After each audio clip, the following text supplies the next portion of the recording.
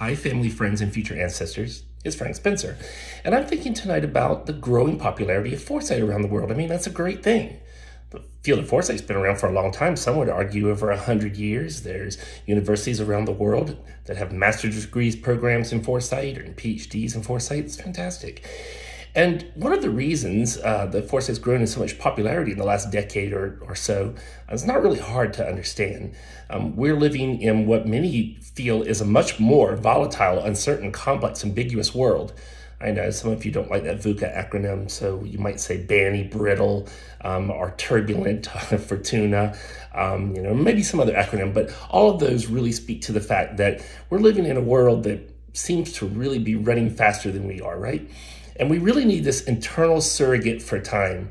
Robert Rosen, great anticipatory scientist, talked about nature having an internal surrogate for time that runs faster than time itself. That's what foresight is. One of my fears about the growing popularity of foresight, and I think it's pretty easy to see, is that we want to take foresight and use it to, quite honestly, in many of our organizations and companies today, keep things the way they are. How can we possibly see what might be coming so that we avoid it, we are risk managing, that we skip over the threats? And I don't believe that's what foresight is supposed to be used for. As a matter of fact, I know it's not. Just like we have hindsight and we consider it to be a natural thing, we need to understand that foresight is also natural. It's as natural as the bees or the apples on the trees.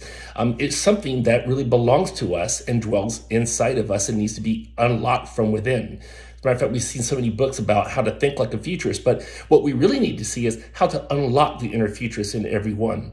That's why people like Daniel Christian Wall and other, foresight thinkers really talk about future consciousness. Being able to develop this, capability or this trait within us, not just singularly, but especially collectively, to unlock what wants to emerge. As a matter of fact, I pulled up a quote from Daniel Christian Wall tonight because I was thinking about when he talks about the 4 ways of really knowing or thinking about the future.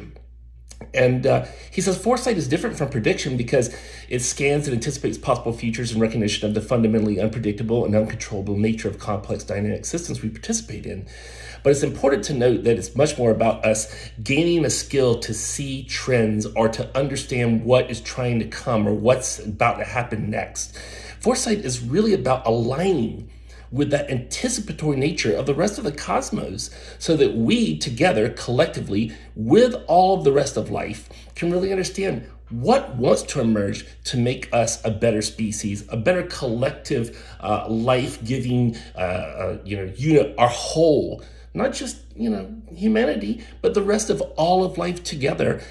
How should we evolve together? How should we proceed together? What should the future be for us? And so I just want to encourage you tonight with this little short video to think about foresight differently than maybe the way you have before.